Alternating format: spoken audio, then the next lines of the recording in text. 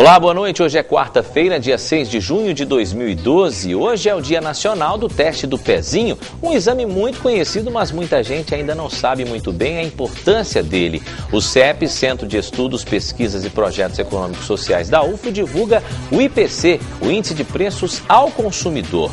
Uma capa para celular que protege contra a passagem de radiação destes aparelhos para o corpo humano. A invenção é de um cientista da UFO. Equilíbrio na corda bamba. Você vai conhecer uma modalidade esportiva que vem atraindo muitos adeptos. É o slackline. Estas e outras informações a partir de agora no TV Notícias, que está no ar pela TV Universitária.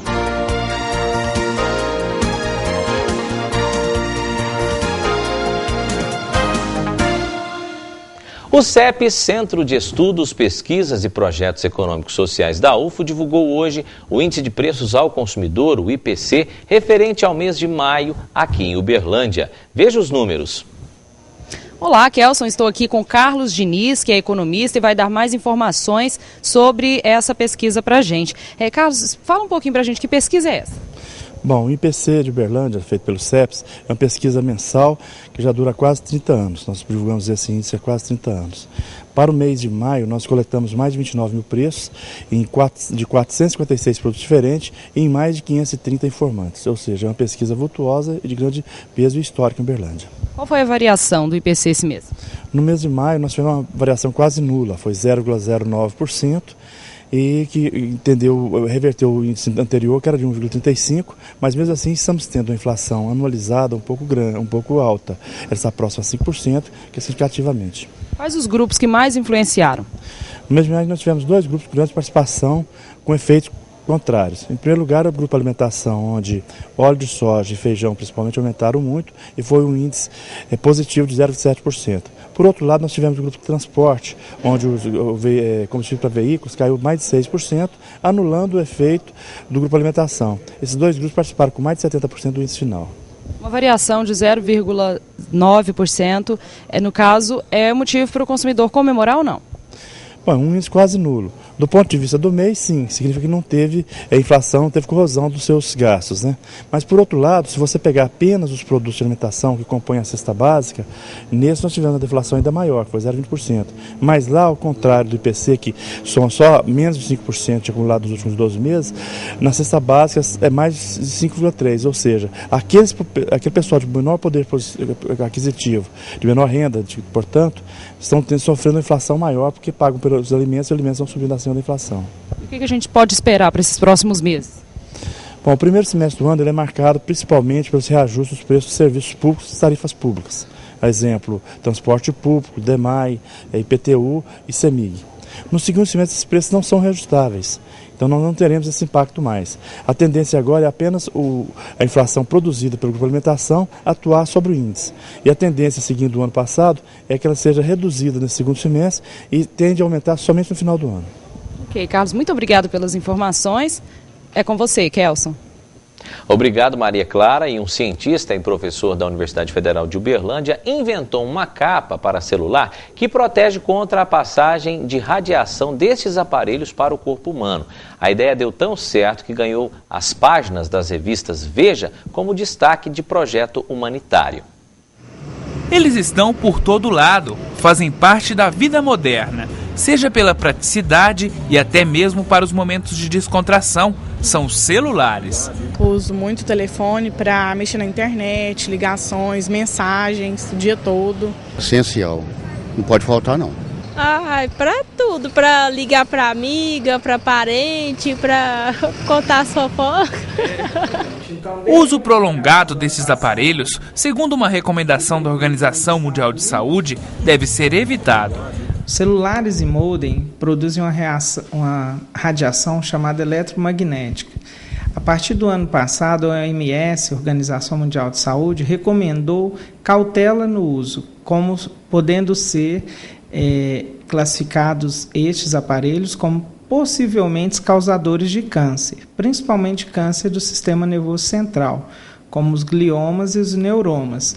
Aproximadamente 83% da população mundial usa celular. São mais de 5 bilhões de aparelhos e outros equipamentos afins, como iPads e modems. O problema não é a radiação que eles emitem, mas sim o tempo que ficamos expostos a ela. Para evitar o contato com a radiação, este cientista da Universidade Federal de Uberlândia inventou um dispositivo feito de materiais simples que impede que as radiações magnéticas nocivas ao corpo humano causem danos quando uma comunicação é estabelecida. São ligas, de ferro magnético, de aço carbono especiais, junto com algum material magnético também, de forma a conter não só a radiação, mas também alinhar os campos da comunicação, de tal forma que ela saia paralela ao celular e não retorne à pessoa enquanto ela está conversando. Ele explica que para preservar o design dos aparelhos, a proteção pode ser acoplada até mesmo dentro do equipamento. Nesse caso, então, você teria a capa do celular, teria a parte de baixo, onde você então colocaria a blindagem de baixo, colocaria a peça do celular, colocaria a blindagem de cima, Feito isso, faria as ligações corretamente por aqui para evitar a radiação, e aí simplesmente você vai fechar o celular e vai ter um celular para você conversar sem a pessoa nem se preocupar se tem blindagem ou não, ela estará protegida. A revista Veja elegeu no ano passado este trabalho como o terceiro melhor projeto humanitário no mundo, ressaltando não apenas a tecnologia, mas sim o benefício para a saúde da população do planeta. Foi muito grato porque quando um projeto recebe uma premiação, uma indicação dessa, as pessoas passam a dar mais credibilidade. Alguns bilhões de celulares fazendo mal, então é uma coisa que vai realmente trazer benefício a uma grande parte da população. O material ainda não é produzido em escala comercial. O cientista explica que, apesar dos benefícios, ainda não encontrou uma empresa que demonstrasse interesse. Então, a gente está sempre esperando que o investidor resolva fazer isso, a gente passar a tecnologia, Nós somos detentores da patente até para a gente poder ter um controle e permitir até que se faça gratuito, que se possa doar. Então, você tendo os direitos, você tem com o controle do produto. Confira agora o tempo em algumas regiões do estado nesta quinta-feira. A frente fria avança, mas ainda deixa o clima instável em todas as regiões de Minas Gerais. No Triângulo Mineiro e parte da região central do estado deve chover. Em Uberlândia, dia nublado e deve chover a qualquer momento. A mínima prevista 17 graus e a máxima 26. Confira o tempo em outras cidades vizinhas.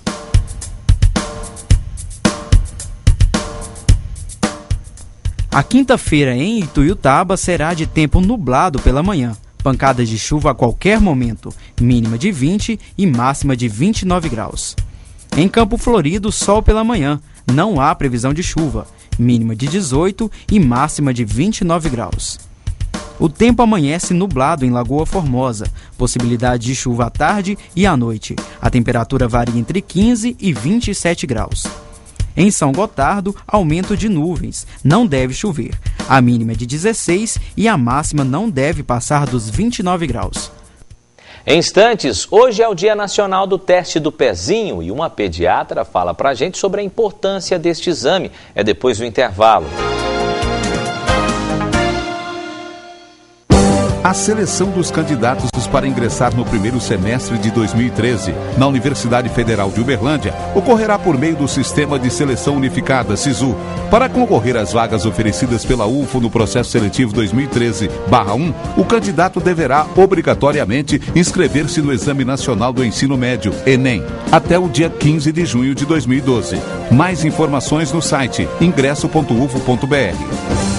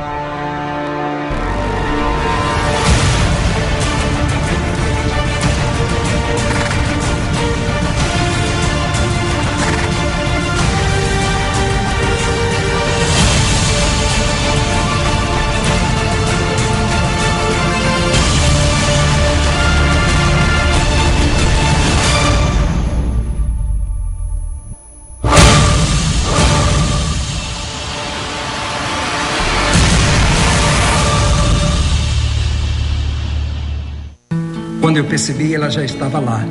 Meus movimentos ficaram mais lentos, comecei a tremer. Procurei um médico e ele diagnosticou. O Parkinson é uma doença neurológica que afeta os movimentos. Pode causar tremores, lentidão e rigidez. É muito importante receber o diagnóstico precoce. Existe tratamento e você pode continuar a fazer as coisas que mais gosta. Procure um médico. Viva bem com Parkinson. Segundo Festival Nacional de Viola de Cruzeiro dos Peixotos, dias 14, 15 e 16 de junho. Apresentação dos violeiros selecionados e shows com Luiz Maza e Luciano, Pedro Paulo e JR, Grupo Viola de Nós, Marcos Violeiro e Cleiton Torres, Violeiros Matutos, Ricardo Vignini e Zé Helder, Lucas Reis e Tássio. Realização Universidade Federal de Uberlândia em parceria com Sesc Minas. Produção Viola de Nós Produções.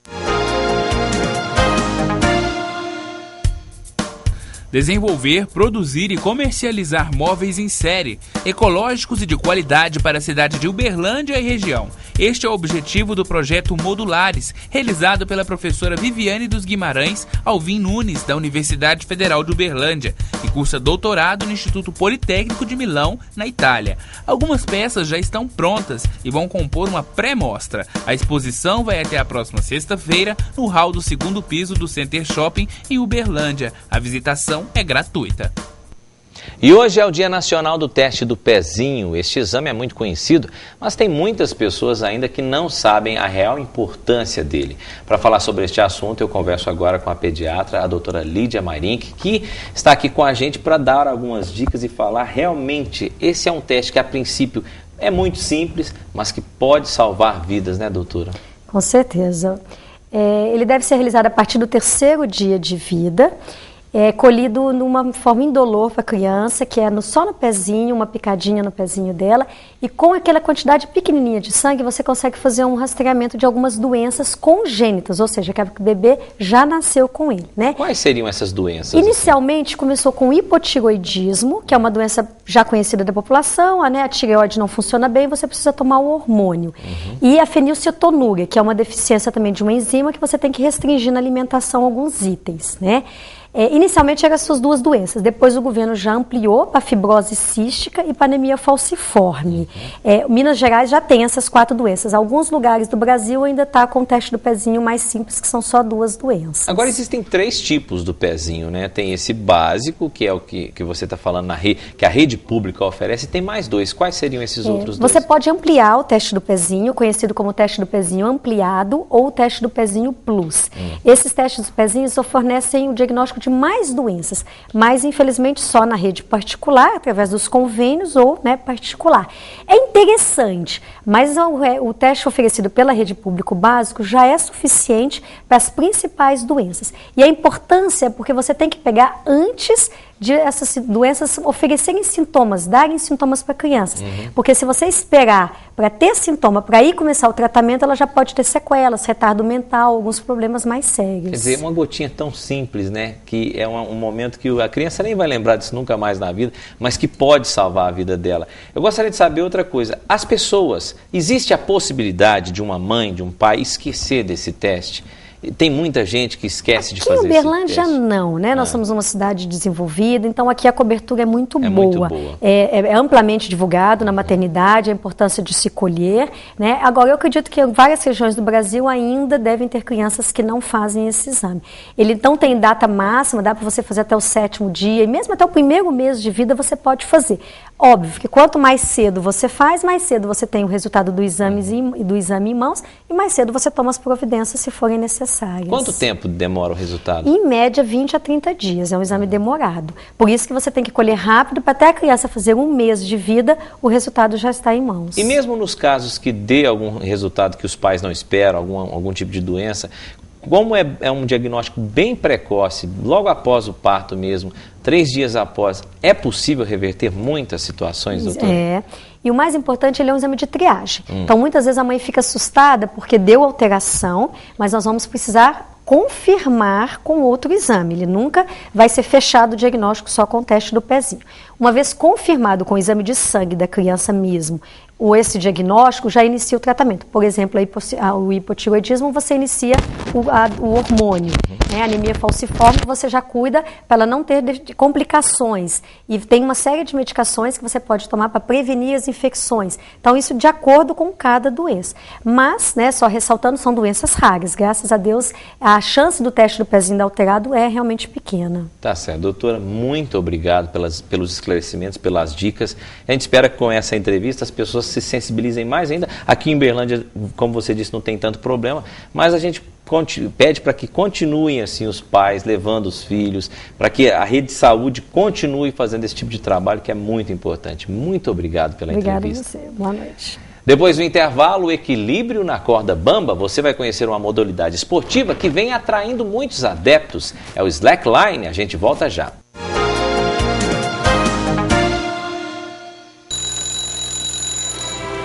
Se você apresentar febre alta, dor de cabeça, dor atrás dos olhos, no corpo e nas juntas, procure uma unidade de saúde. Pode ser dengue. Caso você já tenha sido diagnosticado e apresentar dores abdominais e vômito, não perca tempo.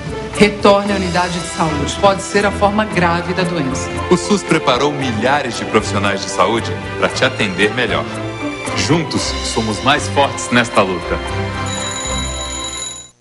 A seleção dos candidatos para ingressar no primeiro semestre de 2013 na Universidade Federal de Uberlândia ocorrerá por meio do Sistema de Seleção Unificada, SISU. Para concorrer às vagas oferecidas pela UFO no processo seletivo 2013/1, o candidato deverá obrigatoriamente inscrever-se no Exame Nacional do Ensino Médio, ENEM, até o dia 15 de junho de 2012. Mais informações no site ingresso.ufo.br.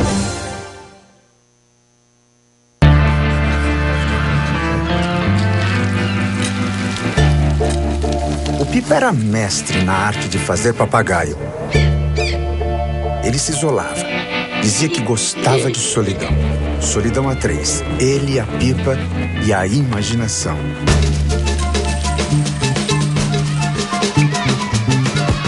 Um zum, zum, zum pesteava o assentamento onde mora. Era o Pipa. De novo o Pipa? Dessa vez ele tinha ido longe demais. Chamava-o de louco. Particularmente ele tinha algo que me fascinava. De vez em quando soltava um sorriso azul. Meu nome é Eric da Silva Santos e eu sou autor desse texto. Escrever é ser autor da própria história.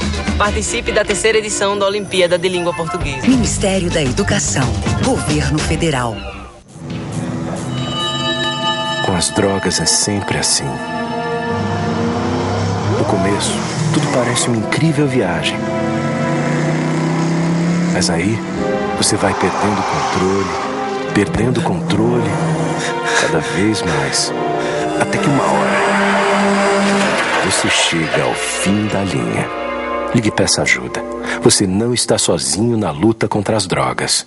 Governo de Minas.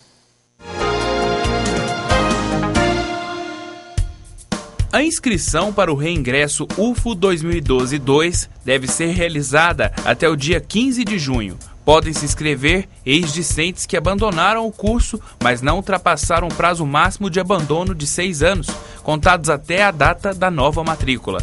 Mais informações no site www.ingresso.ufo.br. Você já se imaginou em uma corda bamba? O que antes era visto apenas em circos já é uma moda muito comum em várias praças e parques. Se transformou em um esporte que tem conquistado cada dia mais adeptos de todas as idades. É o slackline. A preparação é assim: estica dali, puxa daqui e pronto! A fita de nylon está na posição correta, a 30 centímetros do chão. Tanta movimentação que chamou a atenção até mesmo de quem vive pulando de galho em galho. É como se fosse uma corda bamba, que permite criar saltos e fazer manobras inusitadas como esta.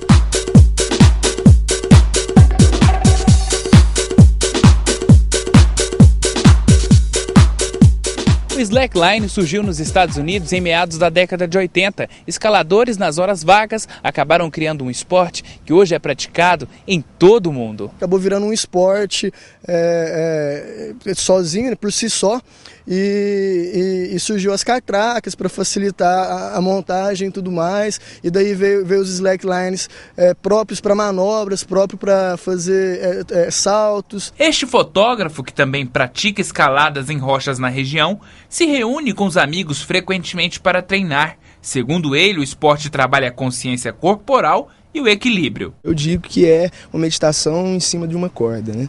Porque você está ali, você se entrega para aquilo ali, você está naquele momento focado, né? E a meditação, a respiração, eu digo que a respiração é 40% do slackline. Então... Indicado para todas as idades, o slackline é uma forma de movimentar o corpo e relaxar a mente. Qualquer um, qualquer idade, qualquer peso, qualquer pessoa vai conseguir, mais cedo ou mais tarde, ficar em cima da corda, da fita, né? Mas só basta ter persistência e determinação. Se você persistir, você vai conseguir.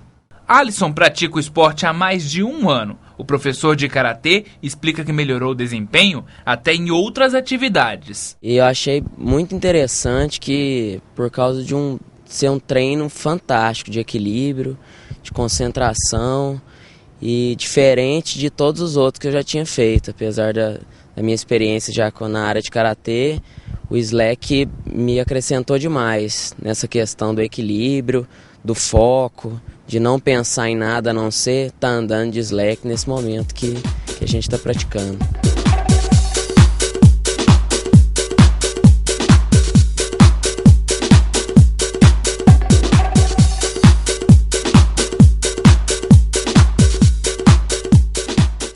É muito interessante esse tal de slackline, né, essa modalidade esportiva, e parabéns a estes adeptos que mostraram talento em cima dessa corda bamba. Eles podiam colocar o repórter José Dagmar e o repórter cinematográfico Marcos Ribeiro para fazerem um pouquinho e mostrar pra gente se tem ou não equilíbrio aí nessa corda bamba.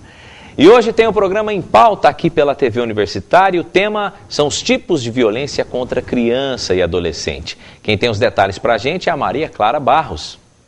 Olá, Kelson. No programa Em Pauta de hoje nós vamos falar sobre abuso infantil. Eu recebo aqui no estúdio Antônio das Graças Lopes, que é conselheiro tutelar, Kátia Beal, que é psicóloga, e Ângela Botelho, advogada e vice-presidente da OAB Uberlândia. Nosso encontro é logo mais às 10 da noite. Eu espero você.